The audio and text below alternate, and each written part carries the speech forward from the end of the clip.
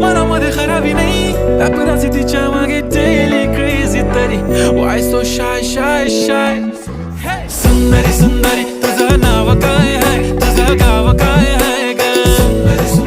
अरे सुंदरी सुंदरी तुझं नाव काय आहे, तुझं गाव काय आहे ग?